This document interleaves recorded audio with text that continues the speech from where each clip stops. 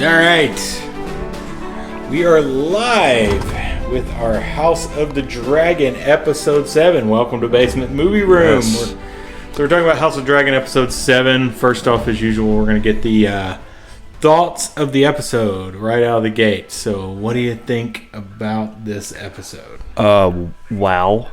I really enjoyed this episode. A lot of moving parts in this one, and it just everything that is happening in this episode makes you more excited for what is to come, and it's just really laying the groundwork for everything to come. And it was an awesome episode. Yeah. Oh God, such a good episode.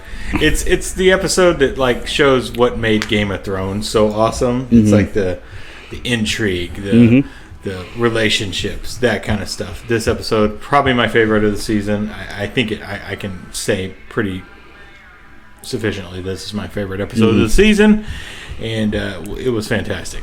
Yeah, I'm starting to jump on that. Yeah. That train with you. Yeah. And the funny thing is, I don't watch this show multiple times usually. It's hard to watch multiple times around the kids and everything, you know? Yeah. So it's like Rings of Power I can watch multiple times. This show, not so much. I can't watch this multiple times. But, yeah, this was a terrific episode. Yeah. So, all right. They explain themselves a lot easier. I mean, you really understand what's going on with, this show. I mean, it's pretty... It's much more simple than Rings of Power is. There's a lot going on in Rings of Power, but it's pretty straightforward in a sense, and it's excellent so far. Yeah. I mean, how thankful do we have to be to have this show and Rings of Power at the same time? Loving it. It's amazing. Yeah, I love both the shows. All right, so let's get into the recap. So we open this episode with a funeral for Elena at Driftmark. They're doing it in ancient Valyrian, as far as I can tell, I assume.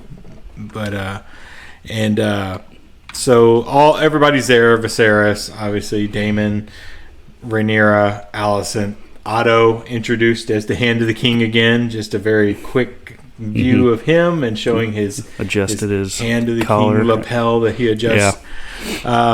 And it's kind of interesting because the funerals for Driftmark, they apparently cast their dead into the sea, which is very similar to the Iron Throne doing that. Not the Iron Throne, but the Iron Throne. Yeah. The Ironborn. Ironborn. Yeah.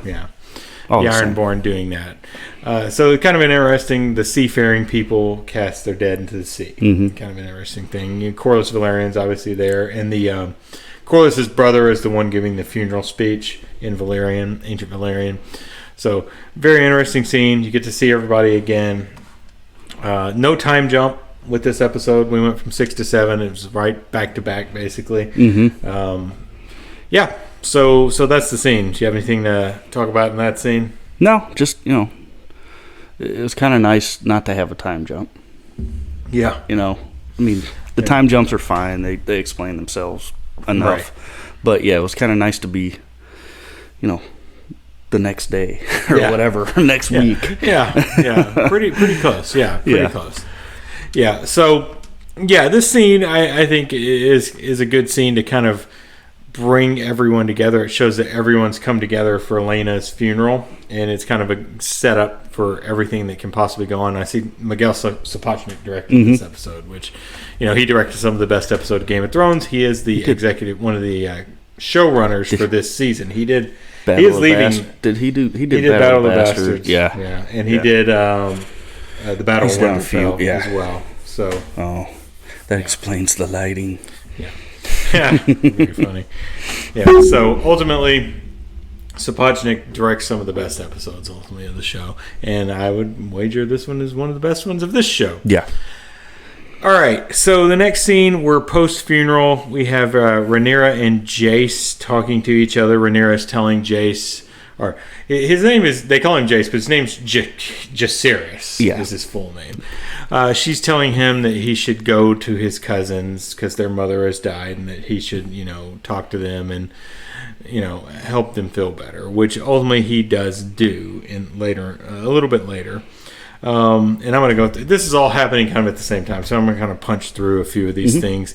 You get Aegon and Eamon together. They're talking about their sister, who's being very weird and playing with a spider. Yeah, she loves insects. Yeah. She was playing with insects, beetle or something. That's right, she was. Yeah, she was. So. And they're saying, I can't even believe we're related.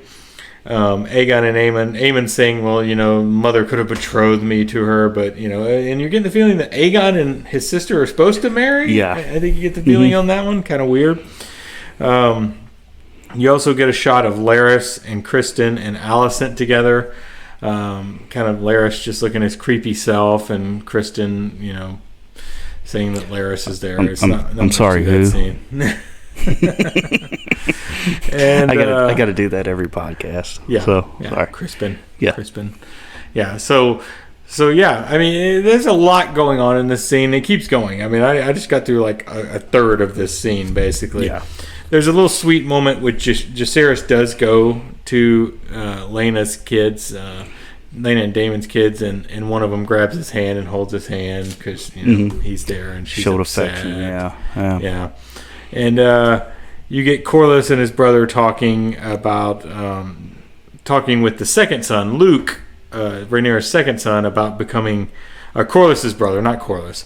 Corlys's brother talking to the second son, Luke, about being Lord of Driftmark, and he's like, I don't want to be Lord of Driftmark. That means everybody else is dead. When I take that role.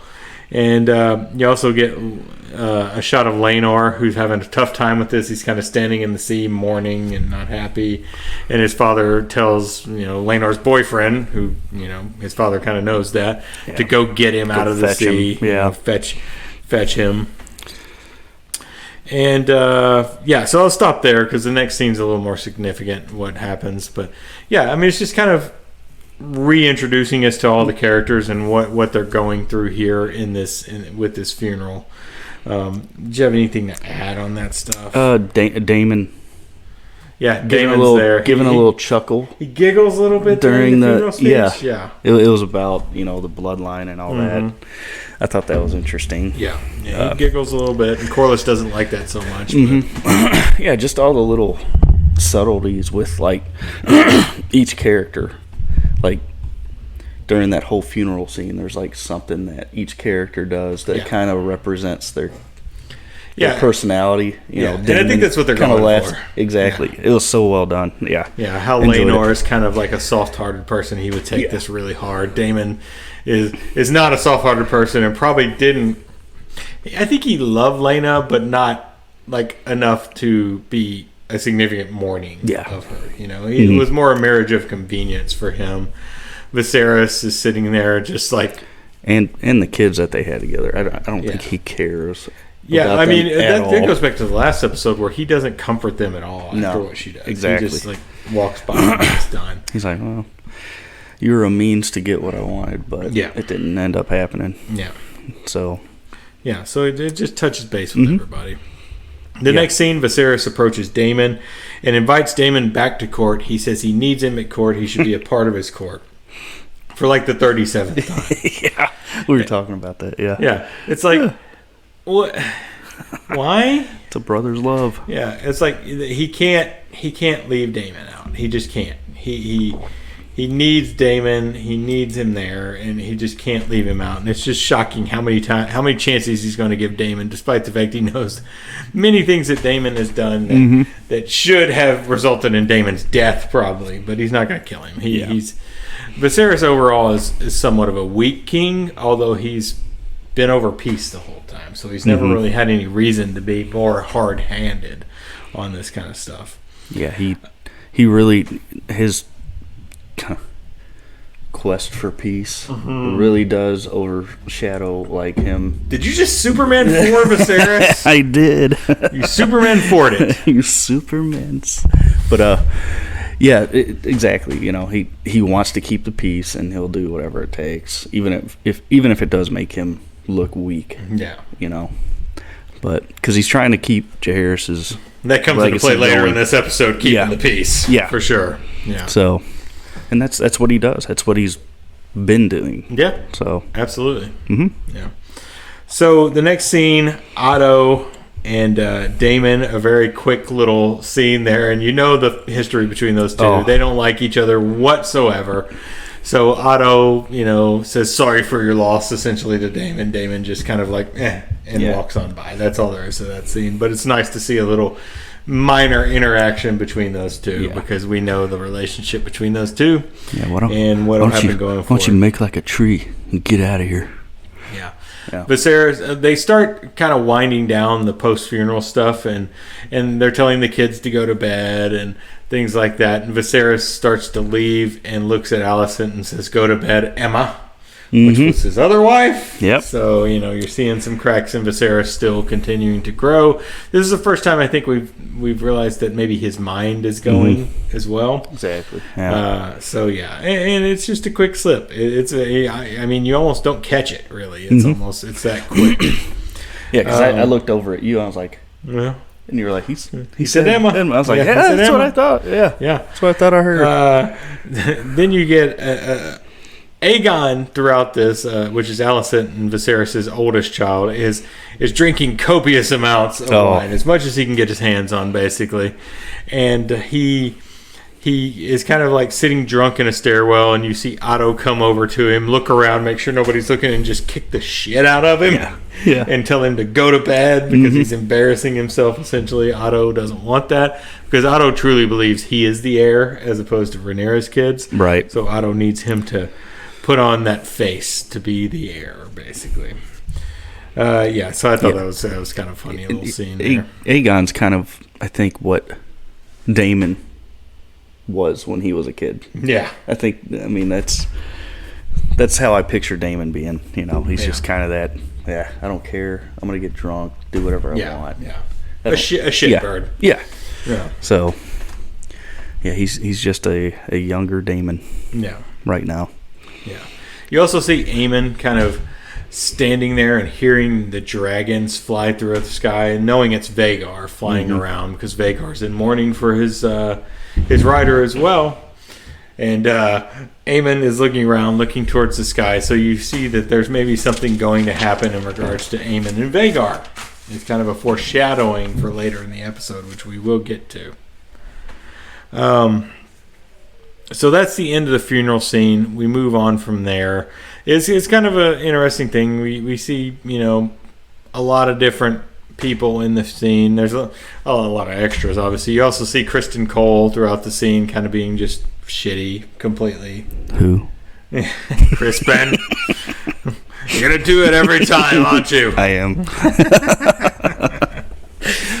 So that ends the funeral scene. Did you have anything to add on the funeral and post-funeral gathering? No, not just all the character building. That goes on. I love it. Lots of building. Yeah. Oh, Renera and Damon also she tries to almost has a moment with him, and then Viserys walks up and kind of she doesn't go at that point. So that's building a little storyline. She's kind of staying in the. Yeah. She's pulling an Otto, staying in the shadows. Yeah. So. All right, so the next scene, we move over to Reyna and Corlys, whose daughter this obviously the funeral was for, and they're discussing,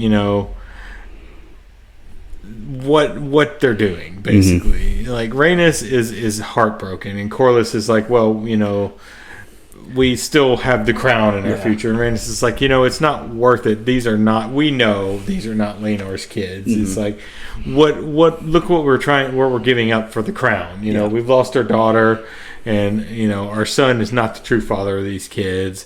It's like, and she states Corlys is only worried about the legacy, but what does it matter if your family's dead? Yeah. She said, she gave up on that whole. Yeah. That whole thing a long time ago. Yeah, I'm basically saying you can't let it go. Yeah, Corlys can't let it go. Yeah, exactly. And that's really driving a stake between them. And that shows with the, he pulls his hand away from her real quick. Yeah. It's kind of like, get away from me. Yeah. So the next scene, we jump over to Renera and Damon walking along the beach. They're discussing her marriage and kind of not what a marriage it really is, and that the kids are, clearly not Laenor's kids, and that Harwin was, filling that hole. Oh, bam! That just was came good. right out. It was good. But essentially, Harwin's dead. She's somewhat in mourning of Harwin more than she is Lena. Damon's not really in mourning of Lena, but they discuss things and then they kiss. So this is clearly, exactly what Renera has wanted all along. Really, she hasn't wanted Lenor. Lenor didn't want her either. Fair, that's fair. They made the deal that they would do their own thing, and so they kiss, and then they get together. They have one of the most tasteful sex scenes that Game of Thrones has ever done. Yeah. To be honest, it's very tasteful, even though it's in like a hut on the beach. But yeah, nothing. Very, very PG. Yeah, 13. very PG and PG-13. Yeah, for sure. I'm proud of them. Yeah. Good job. They've grown up. Our little boy's grown up. There's no dialogue at all, like there normally is. Yeah. They reveal a plot. To overthrow somebody normally in in those sex scenes, but nothing here. Yeah. But the I wanted to bring up.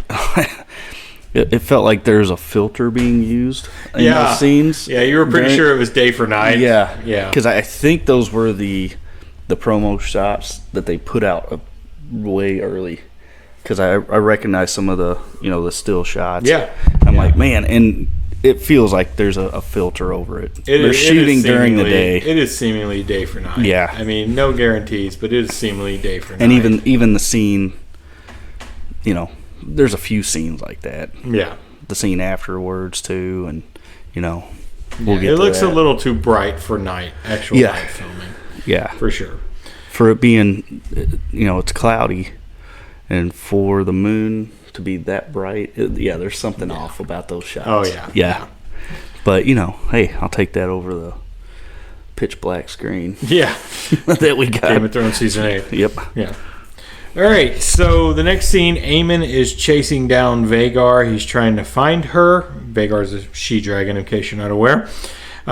He finds her. He goes up to her, touches her. She kind of like pulls back and is like shows him the flame, and he starts speaking in ancient Valyrian. She calms down, and ultimately he touches her again. She looks at him again, and then she allows him to mount the saddle on her back and ride her. This is a terrific sequence. Eamon riding the dragon. It's great looking, terrific. Even though Eamon's going to be real shit here shortly. Him riding the dragon is fantastic. It looks great. Everything looks great about it. Yeah, they've come a long way. Yeah, they certainly have. I mean, the old dragons didn't look bad from Game of Thrones, but I mean they've definitely come quite a ways. They have. Yeah. So while Eamon's riding the dragon, he other characters, Lena's kids believe Vhagar was stolen, and Renera and Damon both see it. And as soon as Eamon lands and gets off the dragon, he starts to walk back in. Lena and Damon's kids come out along with Viserys, Jace, and Lucerys, and confront Eamon, and they say, that's not your dragon to take. And he's like, you didn't take it, And there's a big kid fight that breaks out. It's a pretty heavy fight between these kids. That was a pretty brutal kid fight. Brutal. Yeah. Like Luke gets his nose broken by Eamon. Yeah. And Eamon looks like he's about to smash Luke's head in. Yeah. And Viserys takes a knife and slices Luke's face. And Luke punches the girls as well. I mean, it's not Luke. Eamon punches the girls. Yeah. And it's a brutal little fight until the Kingsguard comes in and stops it. Like you see the head of the Kingsguard come in, and they stop the fight. McTavish. And that's too late for Eamon's left eye. Right, it's his left eye. Left eye.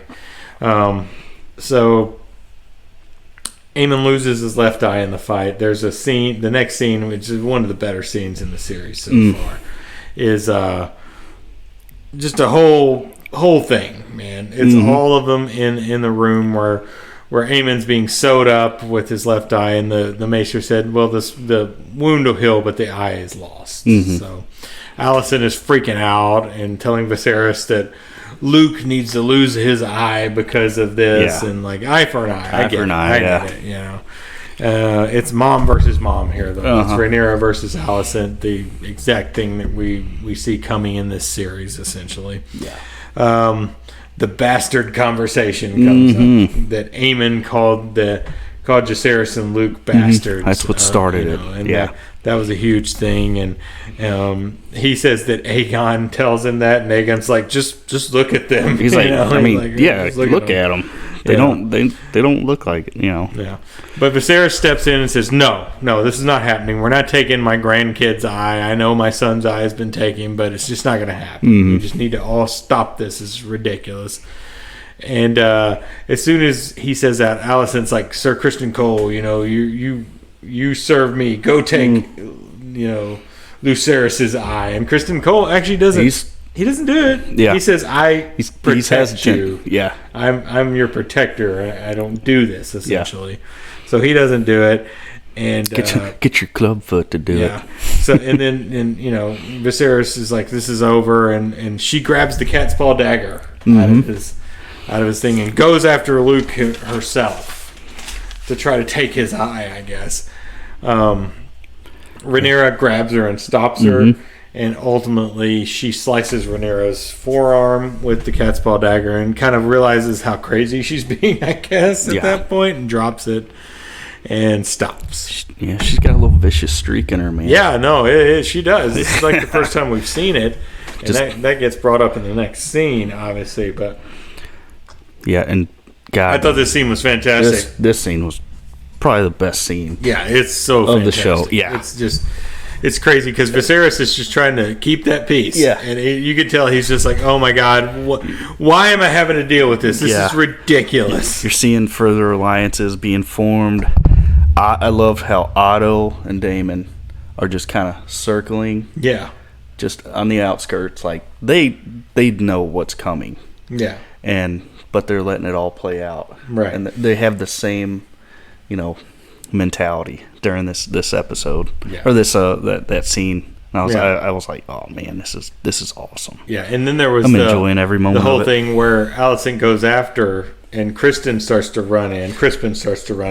Yeah, and Damon stops him. Damon steps in. Yeah. Damon stops him. So you're seeing the sides form. Essentially, the greens and the blacks are forming. Yes, and we get the green referral in this episode as well. So and. Now that you brought that up, Renera is wearing black and red, and of course Allison's wearing the green, and her kids are wearing green. So it's like, it's all foreshadowing. And Otto, of course, is wearing green. Yeah. All right, so the next scene, Otto goes to Allison's quarters and is talking to her, and basically he says, she says, "Oh, it was stupid of me. I shouldn't have done that. It was really dumb, And he's like, yeah, but it is what it is, basically. And he says, the kid's right, though, because Eamon had said, it was worth it. It's worth his eye to take the dragon. Yeah. And Otto's like, it's worth 1,000 times the price he paid to have that dragon on our side. And he's like, that couldn't have worked out any better. Yep. Otto is always ready. He's always a step ahead, too. Always scheming, that Otto. Scheming. Love it. I'm glad he's back. Missed you, man. So good to have Reese back. Very nice. Oh, very nice. Very nice. Yeah. All right, so our next scene is Rey and Lenor. I'm sorry. No, go ahead. The one thing I was thinking about was going back to Game of Thrones with that kid fight. Yeah. That started a lot from that point on. With the alliances being formed here and there, and this on a much larger scale is kind of, goes back to that scene from Game of Thrones, season 1. So I saw a lot of similarities there, just on a larger scale. Yeah, this is a more brutal kid fight. But it was, loved that scene. Yeah, it's great. It is so good. It's everything we watch the show for. Yeah. Next scene is Rey. I call her Rey because it's Rhaenyra. In my notes say Rey. So if I say Rey, that's Rhaenyra. Yeah. Rhaenyra and Lenor talking in in her chambers about how, Lenor's like, I've failed you as a husband. I want to be there. I want to be the husband I was supposed to be. And Rhaenyra's... Because of the agreement that they had. Their agreement. Yeah. And she's like, we tried to have a son of our own. It just didn't work. And, it's like, it is what it is at this point, basically.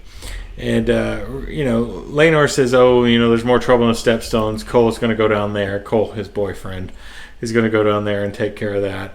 But Rhaenyra's not exactly, thrilled the fact that Lenor is going to come back because she has other plans, which we'll go into later. So that's just a quick scene. Yeah. He's just a piece that needs to get out of the way. Yeah. So that's pretty much it for that scene. I don't have much else to say. The next scene is Alison and Viserys in his little royal wagon, which I still think looks like it's from Star Wars, to be honest. It's just like Viserys is looking really bad in this scene. She's covering him with a blanket, and he's dreading the ship going back, and that's just all there is to that scene. Really quick, and then they're on the ship. Alison's on the ship, and Larys Strong comes up to her and it's like, I can kind of help with your problems. Yep. And she's like, no, not that again. No, not yet. But maybe someday, And so, this is that slimy, his mind is Viserys. His mind is as twisted. His mind is as twisted as his body is, man. He is so slimy. Oh, and the little subtle grin that he gives when she's like, I'll come back to you one day. And he's just like, oh, God. Oh, he knows. I can't wait. I can't wait. He knows. And he knows he's got her under his thumb. It gets him off on doing that kind of stuff. He's got her under his thumb like crazy. And he's just like, oh, this is great. Because of what he did. She didn't order him to do it, but he can blame her at any time for that. Although I'm not sure how it'll blow back with Viserys, to be honest. But he's not going to take... He's not going to take his word for it. He's willing to do whatever it takes to get power. He's our little finger here. He's willing to do whatever it More takes. sinister little finger. I just said Larys is offering terrible things, and it's dangerous times, he says. Alison does refuse, obviously, but she may need him in the future, essentially. Yeah.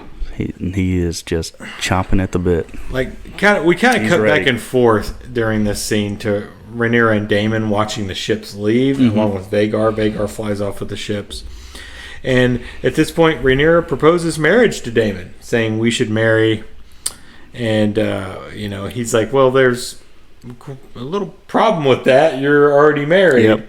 Somebody in the way. Lenor, and he would have to die. And, there's kind of this little, we're going to figure that out, And Damon is kind of shocked. Yeah. That she's, ready to get him out of the way. Yeah.